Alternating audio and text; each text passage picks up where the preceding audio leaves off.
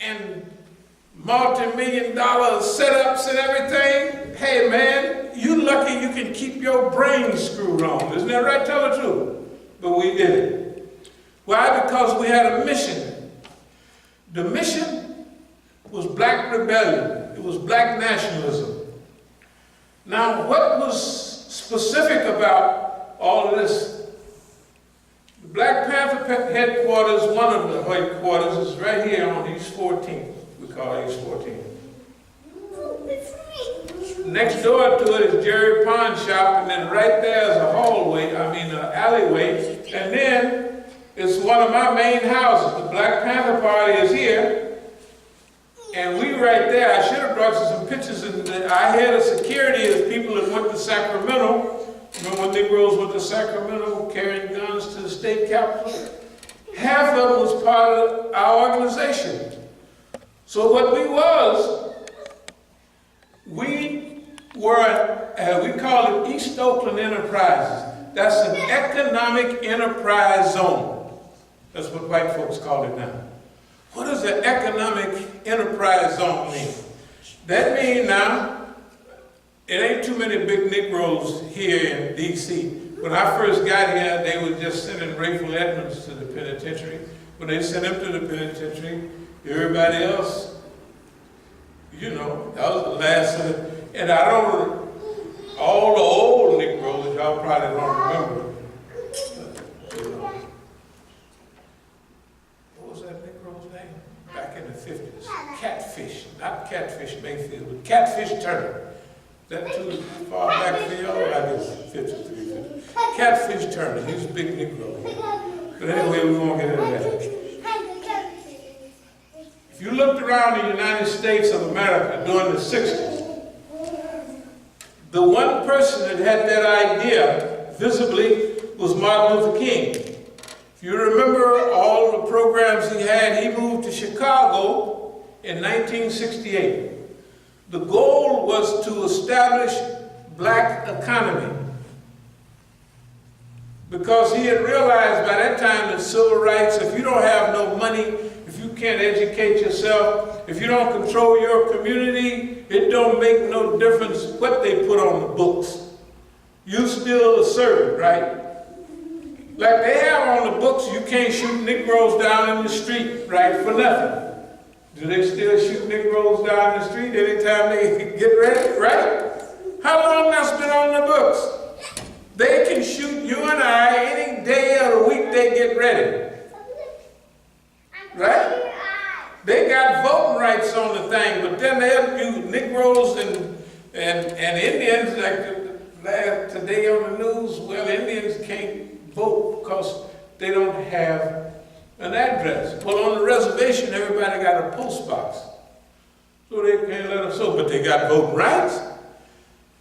Still mean dirty tricks. What's economic enterprise zone? Economic enterprise zone is that when we got big economically, we were 100% different than all other black organizations. We say everybody gonna get some money.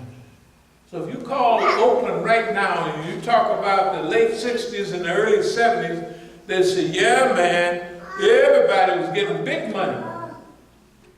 In East Oakland, we reversed the whole process. The process of money coming in the black community on the first, second, and the third, and it's gone by the fourth, fifth, and sixth. Isn't that right? That's probably still going on now. That means in the Jewish community, money circulates 11 times before it goes out of the community.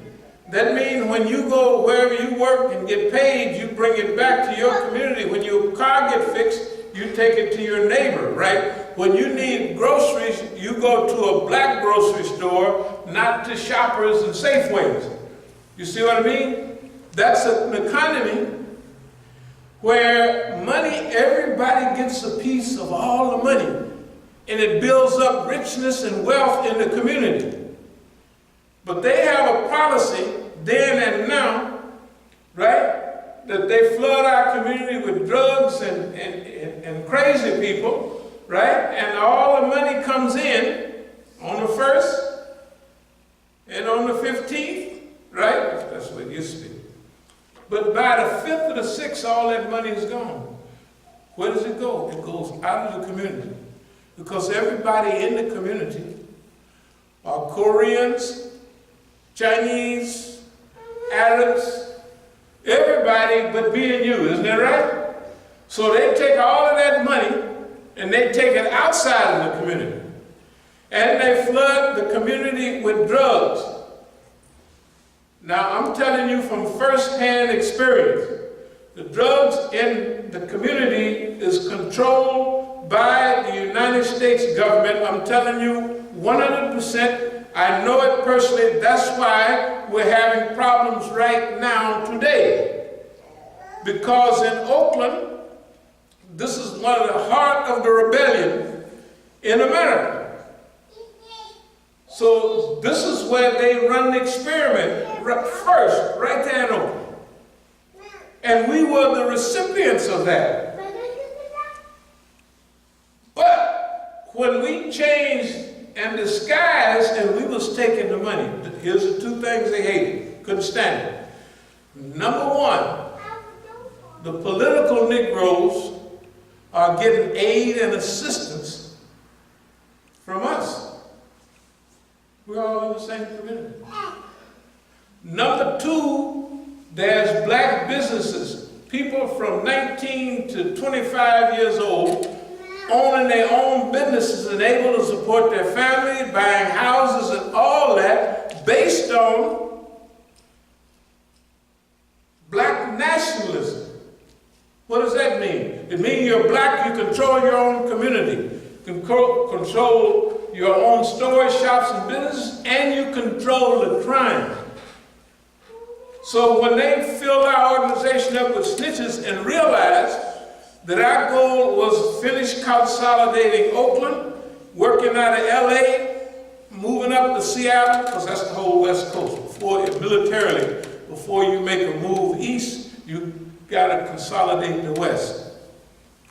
This is a short story. By the time I drove up to Seattle, Washington, we got LA work, because we're from LA, and mainly from Oakland, but LA, all our friends. So now we got to consolidate Portland, Oregon, and Seattle, Washington. I drove up to Seattle, Washington, and the police was on one side of me here, and the police was on the other side there, driving on the wrong side of the street. And I said, I don't think the white man won't be up here in Seattle, Washington. I had enough sense to leave. Another guy with the same idea, Cadillac Brown, drove up there in one of the big cars. And by the time I wound up in the federal joint, he was up there in the state joint in Walla Walla for 25 years. From spreading that California stuff up to Washington. The point is this: an economic enterprise zone was thought about by Martin Luther King, but he never made it. On this coast, the only people that approximated it was what they call Black Mafia, Philadelphia. Y'all know about Philadelphia. Okay, all of us were old-time Nation of Islam types. That we had became black conscious, but that group was not fulfilling its mission. But all of us supported all the black groups. The only thing about Philadelphia, the so-called Black Mafia, had the right idea, but they were so brutal. They killed more Negroes than anybody. You know, I mean, they forgot the whole goal was not to get money and power and wealth for ourselves. But remember, somewhere along the way, if you're not grounded in your ideology, you'll forget why you're doing what you're doing. Anyway, so black nationalism, black enterprise zone, was to help to develop the internal workings and to control the affairs in our own community. When the government found out about it, they said, you know, in Oakland they know about this assassination attempts, little beatings, you know, like all these knots still on my head, and this little stuff from the police department. So anyway, They didn't like that. Finally, after so many setups, we decided to leave the country. You know, well, we did a mathematical study. We said, now, how many Negroes got cases like this in the federal court, win their cases? You know what the numbers came back? It said 97% lose and 3% win their case. Now, when you're rich and powerful and arrogant, you said, I'm going to do it. I didn't do that. I said, oh, no. 3 out of 97, that's bad. I wouldn't gamble with nothing. Would you put your money on them kind of chances? Absolutely not. So I got up and left. Now, the other picture, you'll see, this is the brothers in Africa. This is Pete O'Neill. If y'all saw a panther in Africa, did any of y'all see that panther in Africa, that puppet rock? Anyway, he took over the party in '72 after Eldridge Cleaver stepped down. And this is what he says. He says, Brother Musa, enjoy the tapes very, very much. Please send more by my mother, your homeboy from the days of struggle. Pete O'Neill, this is the brother that took over the party in exile. Now, exile is another tip-off. We were all in Algeria together. Why would a criminal making a lot of money go to Algeria? Right? If a Negro gonna run off, he go to Jamaica or somewhere, right? Tell the truth. He'd go to Monte Carlo. He wouldn't go to Algeria. But that's where we went. And in Algeria, we began to, it was so nice. Because if you read Malcolm's book, he mentions Kwame Nkrumah's press secretary, Kofi Bashar. And he was there too in exile because Kwame Nkrumah was in Ghana. And that's where he met his wife. Dr. Du Bois's wife. She was in Ghana, then she went to Egypt. Anyway, but all these revolutionaries was in Algeria. Because Algeria was like Tanzania. They used to teach people, you know, how to revolutionize. If you want to go back home, put it like this. During the end of the colonial struggle, some of the liberated places, like Algeria, like Tanzania, and others, were frontline states. If you were part of SWAPO or any other African organization, you could retreat to Tanzania, and they would give you a little money and an office and training. You could train to go back and fight in South Africa or Southwest Africa, wherever it was. Algeria was the same way. So the Black Panther Party in America went to Algeria, and they gave them the old South Korean embassy, and they were the official representatives of black people in America. And they were like an embassy for y'all. Yes, they were. You didn't know you had representatives that if the Russians had a program or Malaysia, everybody invited the Black Panther Party like any other embassy. So they were ambassadors. They didn't have much money. So when I left the United States, this is what they said. I wouldn't break the law. They said that we took a lot of money to Algeria for the Black Panther Party. Remember, black nationalism. Got to remember. Then, after being there a while, we had to try to teach them something. We say, y'all going down to the Ruby Douche Morad, everybody, they buying hashish. You can't have a revolution like that. Because see, in crime, you got to be on your job, right? If you make a mistake, what happened? One mistake, you're going to prison for a long time. You make a bad mistake, you're going to get killed, right? You make any other mistake, you're going to go to jail. Every mistake, right, is not like on a test in school. You make a test, I got a D. I got to take the test again. In Jahiliyyah, where we live, you don't get no chance to take no test over again. Right? If you make a mistake, the brother is crossed out permanently. So when I got to Algeria, I said, hey man, I said, I've been here now for several weeks, and I've never been upstairs in a secure area. I said, but there's a white girl just got here the other day, and every day I come here, she's hanging over the balcony with a mint julep, drinking whiskey or wine or something. I said, you can't have no revolution like that. So here's what they said. History says that there was a big meeting, and we have to make some type of vision for the future. What kind of revolution we're going to have. And the idea was, we'll go back to America, get big and powerful, well-trained, and we'll go back and take over America. Well, you got to remember, we were young and black and idealistic, so what the heck, right? So my idea was this. I said, look now, if we don't have no money, at least y'all don't have no money. I said, I think what we could do is we could start a drug cartel. So they thought about it. They said, well, it's against our principles and da, da, da. That's what they said in the office. Half of them agreed with me, of course. But I said you could eat bullets, but they turned it down.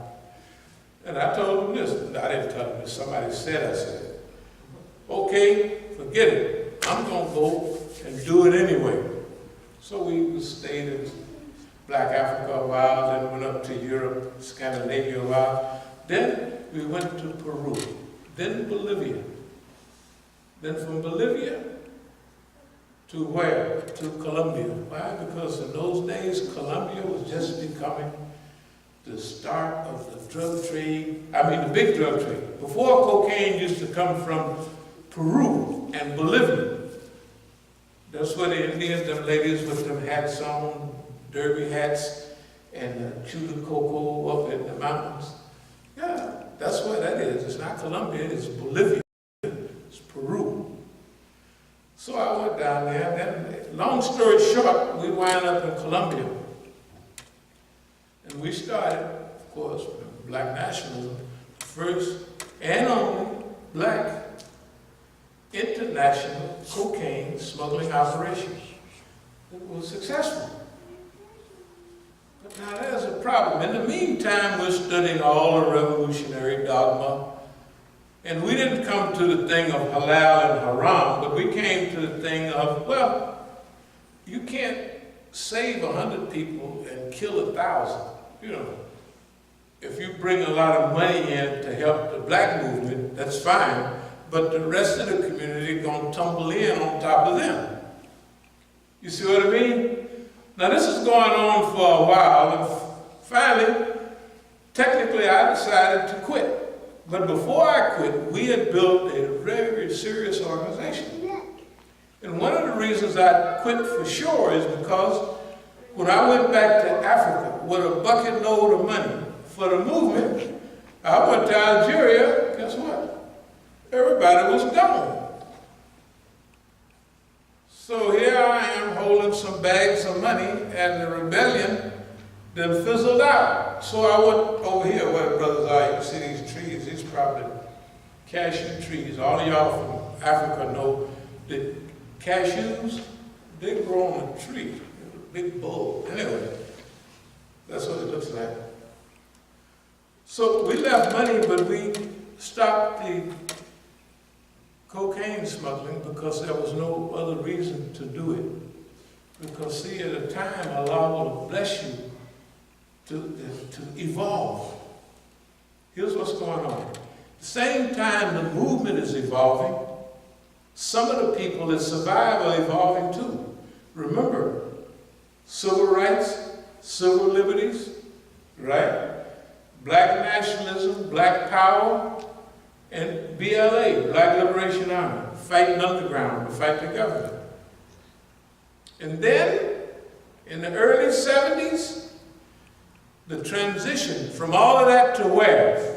Islam. Remember, Imam Jamil took Shahada in 72, right? About 72.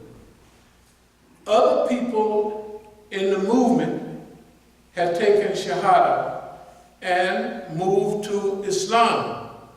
True Islam, according to the Sunnah, not that stuff, the black man is God, the white man is the devil, not that. Although the white man, he acted like the devil, you know. But the Negro didn't act like God. He didn't produce nothing, he didn't do nothing right. I said, I don't know how you call a Negro God, maybe somebody else. But the Negro, he ain't living up to his mission. Well, he forgot he was God. I said, God, forget him. That's really serious, that. Anyway, so here we are in a period of transition. And so you have to make a decision. And I'm telling y'all this because if we're going to make big progress, we're going to have to make decisions right now. Each decision is big. But after you make them and struggle with them, and after a while they get easier and easier, pretty soon it's normal. Decision is the black movement in America is dying. Or people are in jail and they didn't develop new SWAT teams. That's what SWAT teams was for killing niggas. Like posses to go kill niggas. That's what SWAT teams are for. Special weapons, tactical units is to kill black people. Y'all remember that? That's what they created them for. They didn't have them before the rebellion. They got them during the rebellion to kill me and you with more precision. The police was sloppy. So it ain't sloppy now. Every shot counts. Bam, bam, bam, bam. And they don't stop with one. Don't the little boys, if they shoot a little boy, why they gotta shoot him 20 times, 30 times? One guy got shot 42 times. What? The other boy in Chicago, 16 times. The one in Cleveland, the police jumped up on the top of the car and shot in there 42 times. All he has to do is he do that trick reload. You know, one of the brothers went for that training up in Colorado. Reload and shot the man. Why you gotta shoot somebody 42 times? Huh? Unless something imbalanced is going on.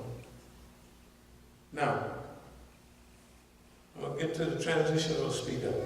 The transition from black nationalism means that you move, you evolve from black nationalism to Islam.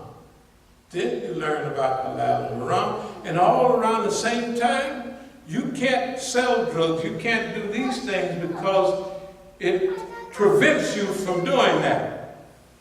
So you just walk away. Now, say you think I'm talking about walking away, I'll just quit.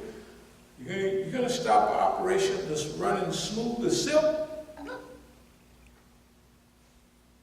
That you can buy kilos down in South America, $2,500,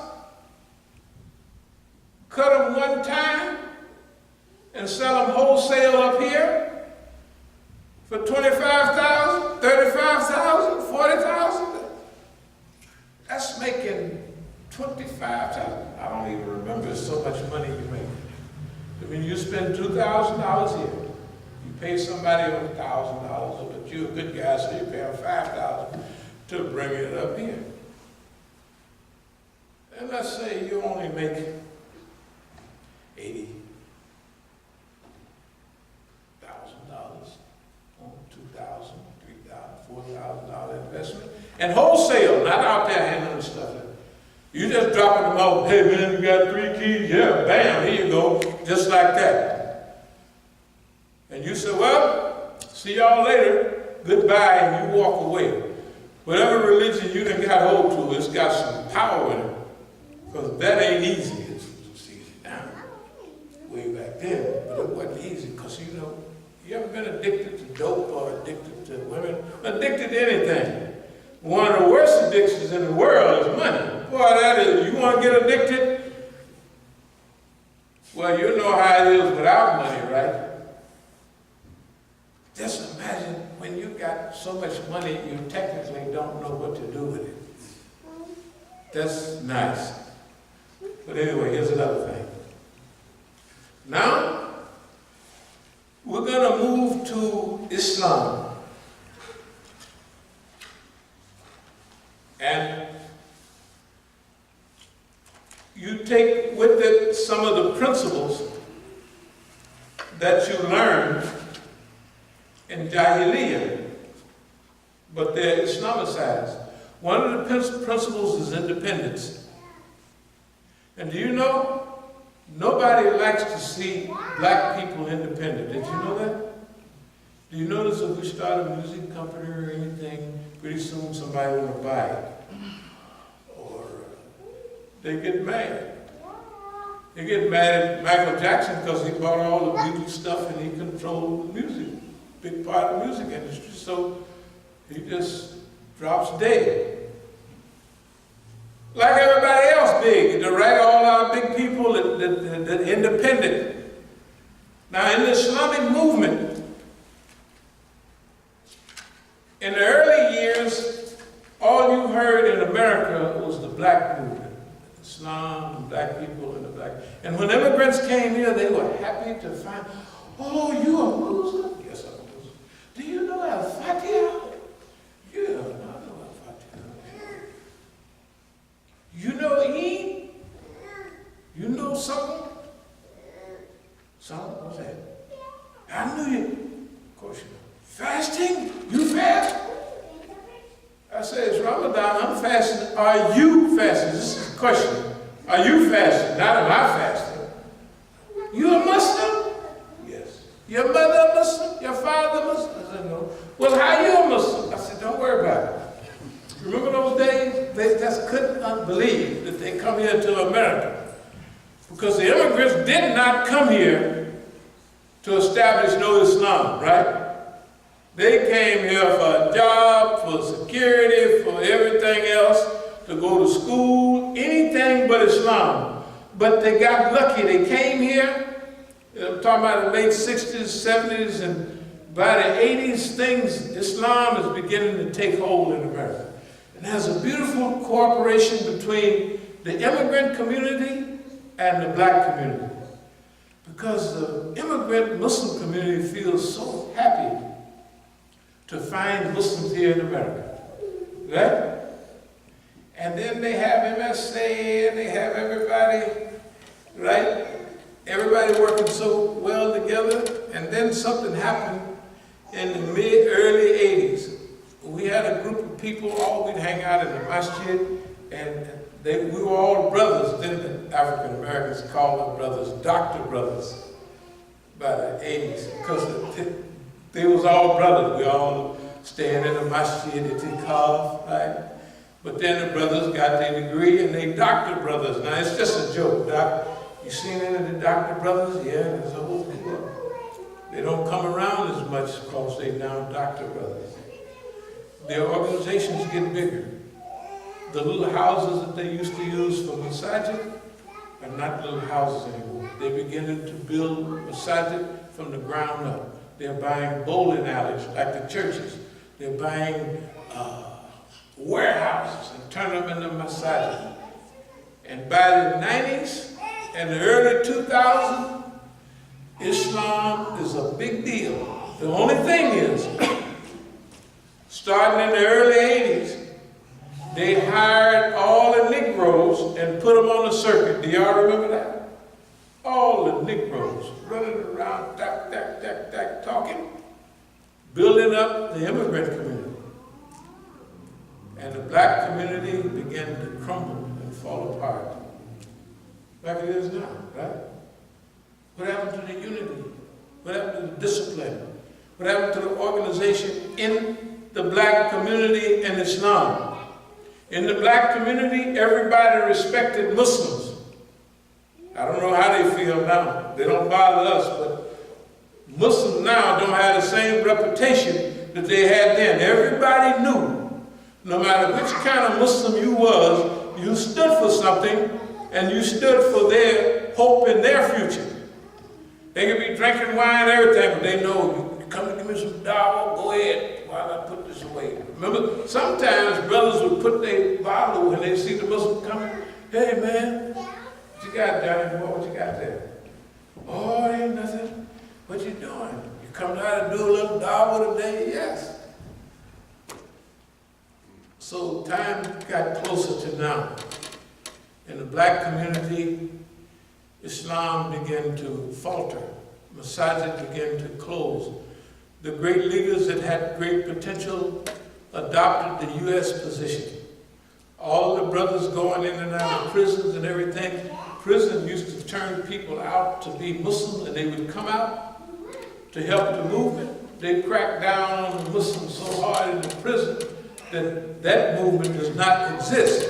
There are tons of Muslims in prison, but they're not coming out here and doing the work of developing the community, right? And if they go to some Masjid, they say, you can't come here and marry nobody. We ain't gonna let you just got out of prison, right? Some of the places, you just got out of black people. You just got out of prison, brother. You want to marry one of the sisters? I don't know, man. You just got out of prison. So, well, all the brothers, what do you think you got your Islam? Your daddy wasn't in the pen. I mean, was in the pen, but maybe you wasn't. Now you're too good. Anyway, I'm going to get to the meat of this little dialogue. Independence.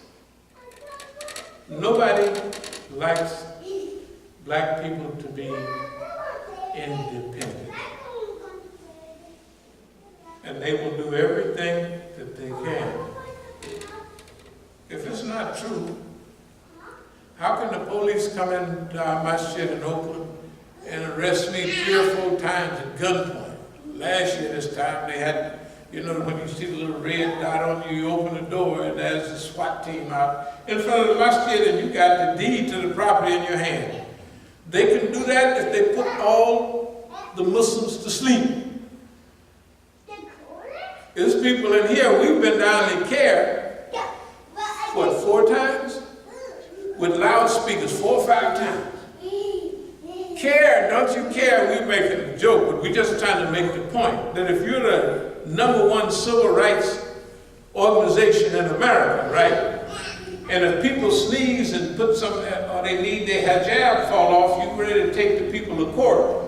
But the police coming in masajid with guns and jumping in windows of masajid and all this other stuff that they do if you're independent, right?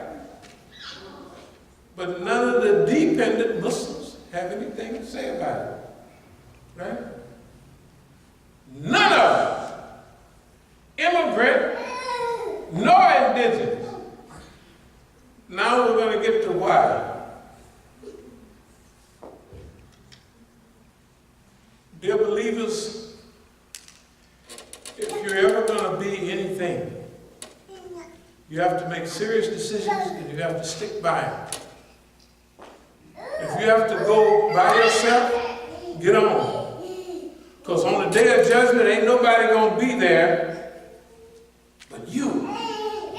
You're not going to be asked about nobody else, what they did, except you. Now, we live in this America at this time, right? Now, what does this black nationalism have to do with where we're coming from now? Our current and future programs. Re-Africanization of Islamic movement in the USA. The past indigenous Islamic movements inside the USA were militant, independent, strongly on the Sunnah, and liberated orientated. Our movements and organizations today must revive these characteristics. I'm going to skip a little bit. We must be visionary, guided by the ideals, principles laid out in the following ayahs. Then we'll give the ayahs.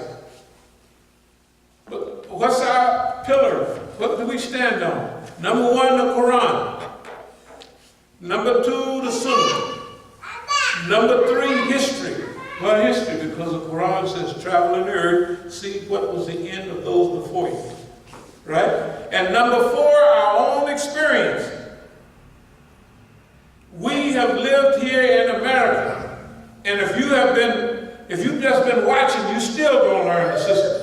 But if you've been fighting the system and you happen to survive for 50 years, you don't even have to look at boss man to see what he's gonna do. Because you've been fighting him for 50 years. So you just sitting there laughing, talking, all of a sudden you duck. Why? Because for the last 50 years, every time a bumblebee fly by, he busts your nigga upside the head. Something like that, right? So you just duck. So you duck. Why? Because you know how he operates. And guess what? Suppose you're right all the time. That's pretty bad. For other people, when you forecast, you predict, and you lay things out, and they always come out just like what you said. I'm going to skip a little, because I'm going to go to one of our friends. De-Israelization of the Islamic movement in North America. De-Israelization of the Islamic movement in North America. Do you remember when people used to have demonstrations in America, Muslims? Go back about 15 years ago, we used to have downtown hall. Have you seen any lately? Is conditions deserving? Yes, they're worse now than they've ever been. Well, why are we so quiet? Because the Islamic movement in North America is controlled, the agenda is controlled by the Zionists. I know because Abe Foxman, ADL, Steve Emerson, and Daniel Pipes, this masjid is #1 on the list. Because it's independent. The only thing that's different from us, we don't care what you say, because we don't work for none of y'all, and we don't care whether you like it or not. And that's why, you show up on one of their TV programs one time, never again, because they want a dumb, stupid, butt-scratching Negro on there. But when you stand up to them and make a fool out of them, they don't want to hear nothing else from you. Now, balanced space awareness, Islamic idealism. I'm going to just be brief. College of Islamic Movement Studies. Strategic Management under Conditions of Repression. Department of Strategic and Islamic Studies. That's what we're getting ready to drop into. Not getting ready to, we've been doing it all the time, but we haven't called it that. Now, there's a lot in the news that you see right now, and this is what I want to talk about, that you see all the time. I want to explain that to you so you'll be able to. Everybody is looking at Mr. Khashoggi was killed by the Saudis, right? Cut up in little pieces. You would think that was very brand new, except for us. I think one of our friends, the Sheikh, he was from Libya, Sheikh Mamruk. He went to Hajj, and he got cut up, and put in a little suitcase. This was 81, maybe 82, it was 82, yeah, he went to Hajj. You look at Saudi Arabia, and you wonder, what are these people doing? Do y'all remember a year or two ago? Okay, let's go back 7, 8 years ago. There will be no Arab Spring. Does anybody remember that? There will be no Arab Spring. That was part of our talk. Now they got Negroes here that pray in the street and everything. Called me from Tahrir Square, and the head of the Islamic something from Europe, called me saying there is an Arab Spring. And I'm telling them, there ain't no Arab Spring, and ain't gonna be no Arab Spring. At the same time, the Ikhwanis was over here, if y'all remember, trying to be friendly with the Obama administration. Oh, we nice, so we ain't gonna cause no trouble. And the Obama administration said, go ahead. Do what you got to do. For years, we had talked about gaining power in Islam. But at this time, we said to the Ikhwan, right here, do not take power in Egypt. Nigga, you crazy. They didn't say that out loud, but that's what they meant. Why did we say that? Because this is the wrong time to take power. Number one, you can't fix stuff in Egypt. Number two, if you're going to take power, do it as a coalition with everybody in it. Why? Because they're going to blame you within a few months on everything that happened, and you couldn't fix it no way. But our brothers were not smart. They went on and did it anyway. Now the Ikhwan al-Muslimin was evolving, but they was evolving at 40 miles an hour, but the trends were traveling at 100 miles an hour. So they was evolving behind the curve. That exact same thing happened to some of our brothers right now who have some power. Let's say in Iran, I ain't talking about it. But the brothers are evolving.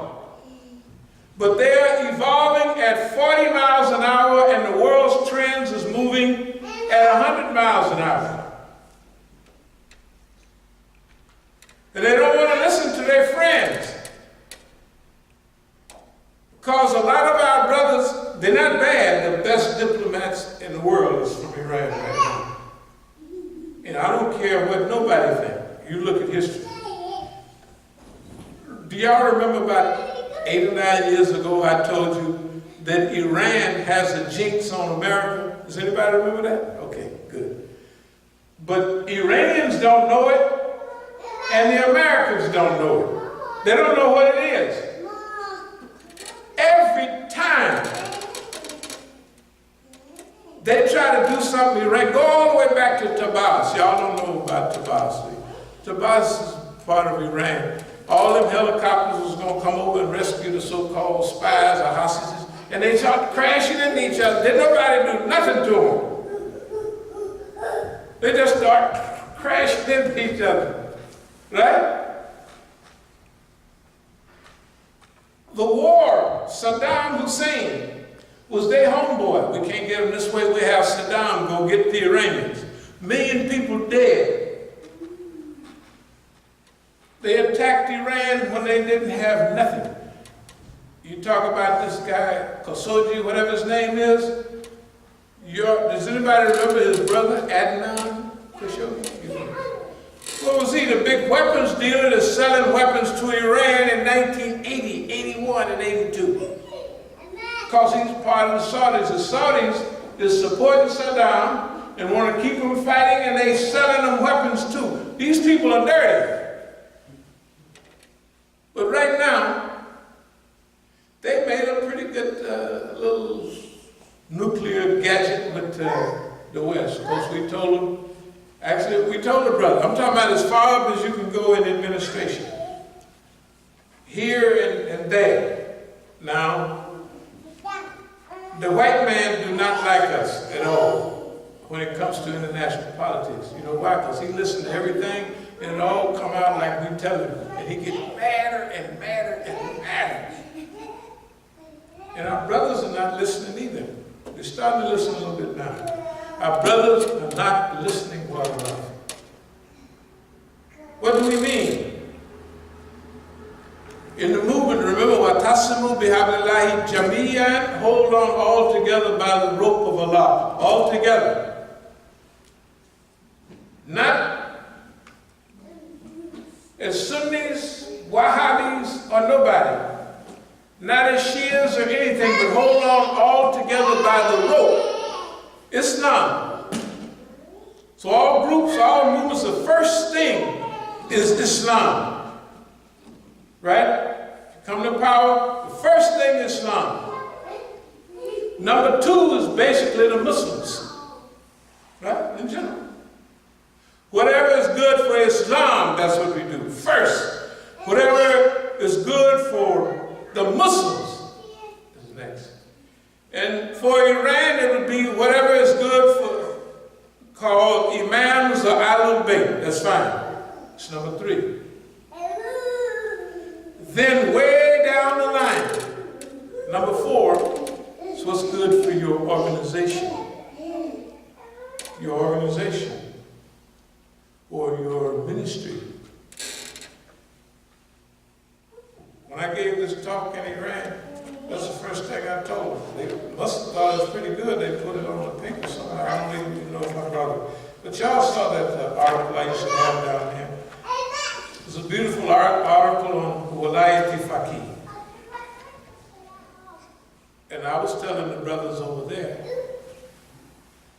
Because a lot of brothers have got real smart in ministries, and they think Wilayat al-Faqih is the wilayah of the just faqih, of the governorship or the leadership, right? Or the sovereignty of the Wilayat al-Faqih, the one that is a just jurisprudent, that is qualified, selected by the people to oversee the general affairs of the Ummah.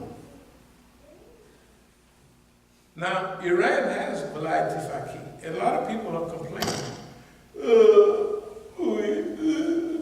I said, well, I'll tell you what you do. So what I tell them in Iran, I say, you think you got it bad, huh? I said, okay.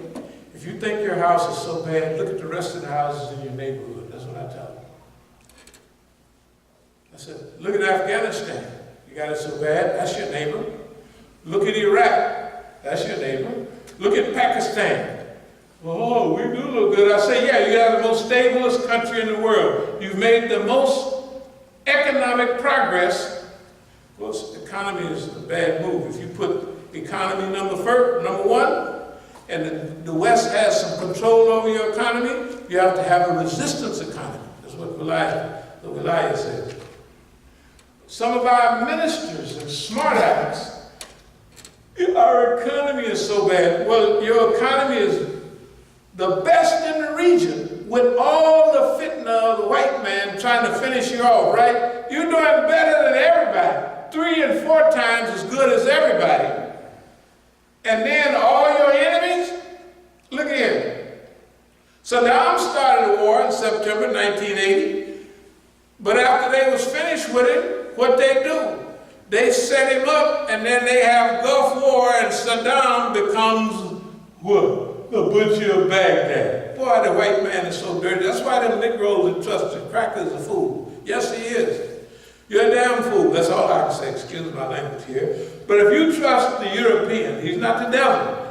Boy, but that boy is consistent in foolishness. He set up everybody, all that he can't help it. He can't just, well, I mean, I'm not saying he's the devil. You know he's not the devil, not a shaitan person. He just knows it very well. He hangs out with it. He done picked up satanic habits. So here's what happened. So they down Saddam. When Saddam is their friend, they shoot the Stark. Remember the Stark? The ship that American cruiser that they hit it with Saddam hit it with an Exocet missile, killed 38 American soldiers, troops, in early 88, something like that, y'all might remember.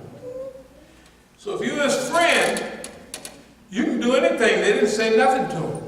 If you're the enemy, they can shoot down the plane, and Bandar Abbas, the Vincennes, can shoot down a passenger plane and kill 294 people, and it's no big deal, right? Because that's their friend. See what I mean? Okay. Now we get the picture. Right now, there's a giant war going on in Yemen. It's a cruel, brutal war. The people are catching centuries-old diseases, cholera and all of that. They're doing that now. They're using the latest technology of weapons and everything. And they're saying we got to kill all of them because they're friendly. The Houthis is friendly to Iran. Well, I've been with the Houthis in programs in Iran and other places, and they ain't sending no missiles. You know, they showed something on TV. This old lady that's really Indian, she's a Sikh, but she don't ever say it. It was in the UN. Nikki Haley. Her name ain't Nikki, her name is Kaur or something. She's an Indian. She's Sikh. Remember, they said a missile, they found a missile, a big missile casing that came from Yemen. It was made in Iran. And they had a seal on it, something said made it, not a seal, they had a sticker. And one thing I like, Zarif said, he said, that's a seal, that's a damn good housekeeping seal. You know the I say you find that on bread and stuff. You don't find it on no missiles. Right? It's like, you remember the Good Housekeeping seal they used to have a long time ago? They got something like that in Iran, and made in Iran, good product. And they stick one of them on the missile casing that they say they didn't find. So, and then, if it's Saudi Arabia killing those people, it says it's okay. Right? Because it's Saudi Arabia. The UN says it's terrible. Right? So if you, the evil monster's friend, anything you do is all right. But now, we have the theater of the absurd. I'm going to move toward a close. What's the theater of the absurd? Remember, I told you every time they try to jump on Iran. What's Don been talking about all the last? We're going to find a way. He got everybody in the administration. Pompeo was giving a speech, and you know it was who was standing, must have been standing next to him. Munafiqeen called, or Mujahideen called. They're just a bunch of crazy Iranians, right? He was saying that the ulama in Iran has got charge of the wealth of the people, and they're spending it all up. And look, the marja all over the Shia world. It's Iraq, Pakistan. If you're a marja, you collect coats. You've been doing that since it's been Shias. That don't mean that they take all the money. One of the big ulama in the 60s, I told him Bujurdi. He was before Imam Khomeini. But they was together, but Imam Khomeini was under him. And he had a liver problem. He was collecting all the khums, all the money, khums 1/5. In Iran, but he wasn't spending, all he had to do was go in the hospital and spend a few dollars on his liver, and he'd have been all right. But he didn't do it, and he got all that money. The ulama, the good ones, which they're rare now than they used to be. If you charge a Bunyad Foundation or something, right, you have charge of millions of dollars. Maybe even more than that. But these munafiq Iranians tell these white people, the ulama in Iran are stealing the money of the people. The people in Iran know what they're doing with their money. They go give it. I sat in offices here in the United States where the alim has a certificate where he can collect khums on behalf of the margin. And the people come in, he said, well, give so-and-so this, do this, and that. He's just distributing, collecting and distributing khums right here on behalf, and he ain't putting that, he's supposed to give that. You know, put it in the pocket. You know, the West do not understand. But here's the key. Right now, they wanted to protect their friends in Saudi Arabia. And for the last year, they've had the theater of the absurd. Benjamin Netanyahu, right? Donald Trump. They've all been trying to, and our friend Saudi Arabia, I forgot to bring y'all the flyer. Do y'all remember this flyer, Triangle of Terror? Saudi Arabia, the United States, and the United States. Anyway, we're going to move to water close. What does this all mean to us right now? Every time they try to finish off our brothers in Iran, something happened to Boss Man. Is that right? Just the last few days. What happens? The exact same thing. Oh, this guy, Mohammed bin Salman, MBS, that's such a nice guy. The man is a psychopath. Right now they're working on a coup. His family is working on a coup to get, this bomb is so stupid. You know what you got, if you're gonna got a big plan, you gotta get a crew behind you. They give him, put him in pocket, the first thing he do is get all his cousins. They princes, they all got cliques and money and power, and he lock them up in a 5-star penitentiary. Y'all saw it on the news and tell everybody, let me say, I thank you, I want $6 million from you. I want 40 million bucks. And he keep them locked up till they pay him off. His cousins. Now, plus you're going to start stuff with Iran, and you're paying for the dummies, the Taliban, and all them people, Daesh. That's where all that money comes from. I don't care what you think about it. The Saudis paid for all of that. But here's this bum to show you, is he a harm to us? No, he's a blessing. Like Donald Trump is a blessing for the Ummah. Because you couldn't produce Iran, it could not unify all of Europe on its side. How would they do it? What kind of scheme would they have till we're going to get Europe on our side? Bring in Don. Don come in and say, we don't like this, we don't like that. And pretty soon all the Europeans say, we're sticking with you.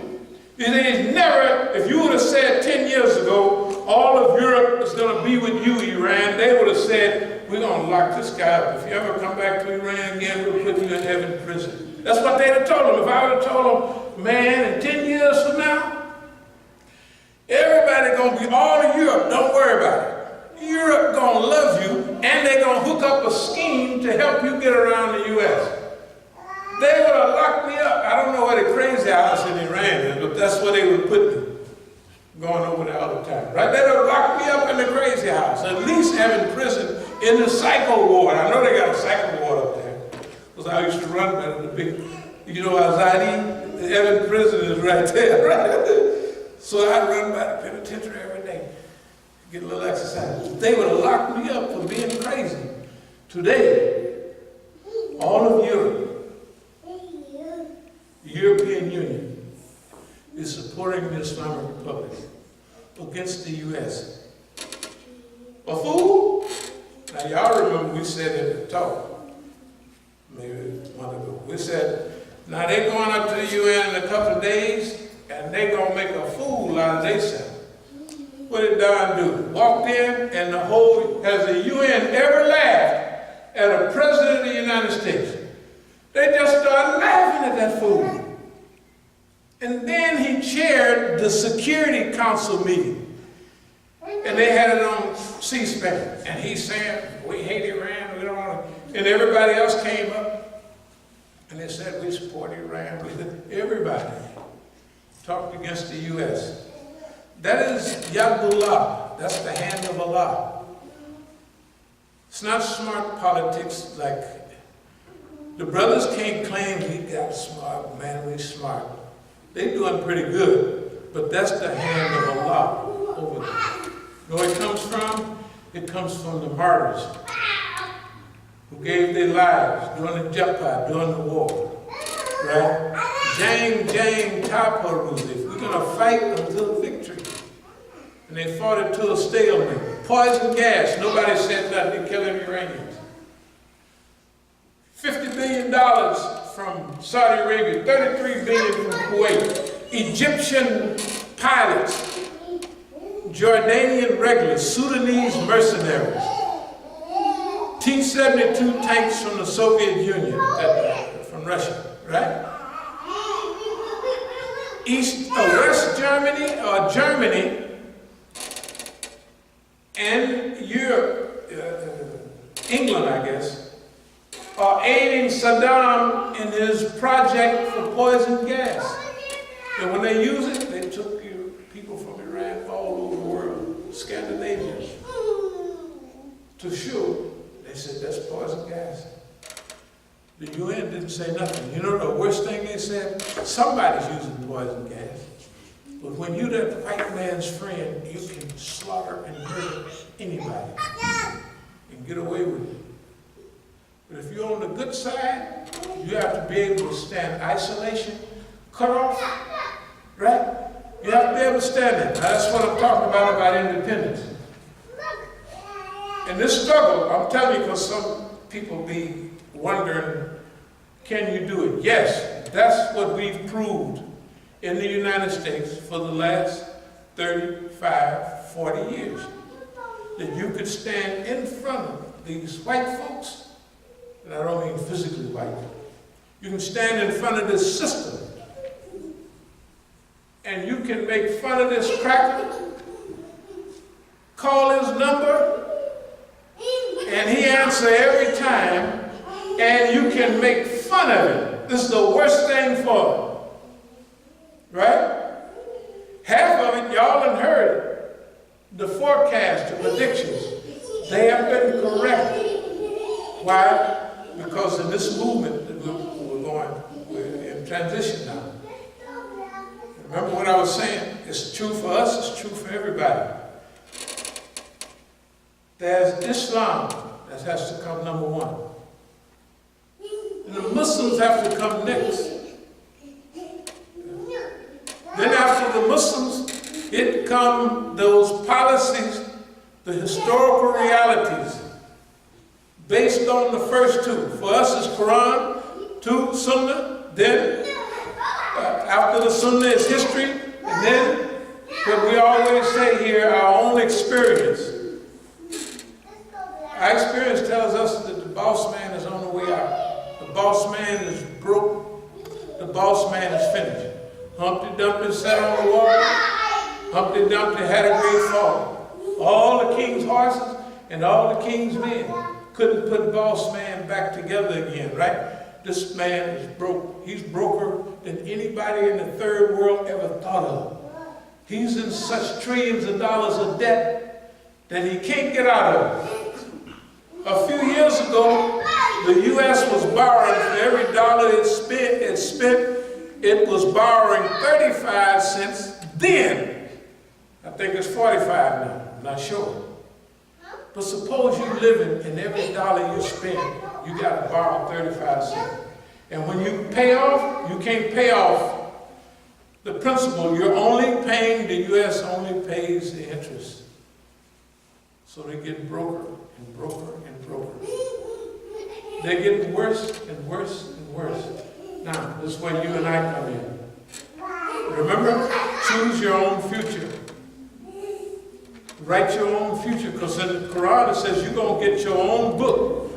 Where that book come from? The book you wrote, your book of deeds, the things you did. So if we are in control, we'll do the Qadr later. But this is a part of Qadr. You know what part of Qadr is? Of Taqdeer?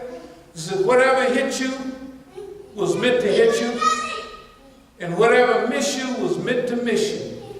And when you understand that and believe that, you ain't having no trouble with nobody. The only thing, the dear believers, we have to force ourselves out of the lethargy. We're not afraid. We don't want to write our own future. You're going to let Donald Trump design your future. That's what he's doing. Right? You're going to let MBS design your future. Those people are crackpots. In a way, though, I don't want to use them as because they're helping the movement. And I'll close with this. Everything both of them bums have done have helped expose. You know how much money and how many flyers? Remember all the flyers we used to spend on about Saudi Arabia? You remember IAC and the Saudi, what they call the Saudi school? Man, it was open fitna. When I came here 30 years ago, there was Somalis going around from the Islamic Center passing out flyers, and that's when they was passing out that Shias, the Iranians worship Khomeini. They was passing out a little notebook and said, because I'd be at meetings and everybody said, Allahu Akbar, Khomeini Rahbar. So they had on their little thing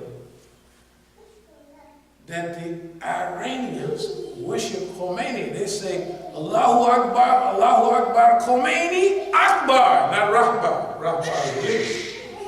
And if the nigga ain't thinking, his ear I go to demonstration with the brother. I knew it, man. You hear what they said? They said, Allahu Akbar, Khomeini Akbar. I said, you about the dumbest guy I've ever seen in my life. This is in LA. I said, you can't hear. I said, just read the book, Rahba. Sound like it. It means bleeder. The one out front, like, anyway, that's what they was doing right here. This time, I don't want to get to all the demonstrations, but I tell you, this masjid has survived all of that fitna without a scratch on us. I can't even tell you the stuff we survived, but it's more and longer than anybody in American history. Now you're going to say, I knew he'd go off. No, Malcolm X from 1952 to 1965, right? Martin Luther King, 1956, right? 1968. Both of them 12, 13 years. We've been facing boss men with a developed COINTEL program for 50 years. And the last 40 years has been serious. Look, and I'm close with this. What do you think, talking about big cars and stuff, what do you think when I come back from Iran and I have a picture like this of a Rahbar and me? Ain't no Americans even, to y'all it may not be a big deal. But the FBI asked me, when I came in, why you get to go there? This is a recent one. This little president, a lot of the Iranians don't like it. I actually like I like it. And this is, he's not president then, but he got a big office and a compound out there. So I said, man, hook it up. He's actually a friend, you know what I mean? And so, then they get your phone. I stopped taking my phone to Iran because they go through it.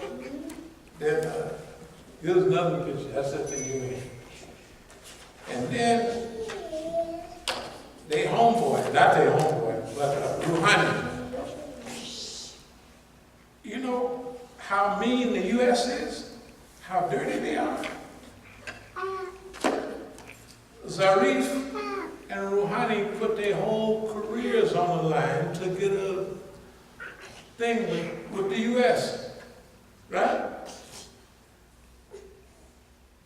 And everybody, so-called hardliners, now that's what they call me, a hardliner, from way back, because they used to have a newspaper, it was Said Ahmed, Muhtashami, who used to be and Khalkhali, y'all remember Khalkhali? The hanging judge during Khalkhali, he really, anyway, so they called them the hardline. This is 30 years ago. So they used to take stuff I would say in Iran and put it in a paper, so they would call me a hardliner. I'm not no liner. I support Vilayat al-Faqih. I support the elected leadership, whether I like them or not. If they select him as president, it's all right with me. There's been a couple, maybe I liked them, maybe I didn't. I never told nobody about it till they was gone. That's not my job, but I support the system. But other brothers are not like that. You know what they do? They get clicks. And that's the main thing I told them in Iran, the same like the thing I'm telling you. You can't, you've evolved beyond clicks. That's why I say they have a clique. I say if you have a group of Iranians, and we all been struggling together for 35, 36, 7, 8 years, and someone tell them, do this and do that to Imam Musa, and they do it, and we've been homeboys all this time, that means they give more credibility to their organization. Remember, there's Islamic movement, then there's Islamic organization. That's different. The Islamic movement, everybody's part of that. Jum'ah, all of them. I don't care what your program is. If you're working for the future of Islam, you're part of the Islamic movement. But Islamic organization is our specific organization. If you get into organizational excellence, or perfection and you go over, you will become a Democrat or a Republican. And you can't get nothing done. Right?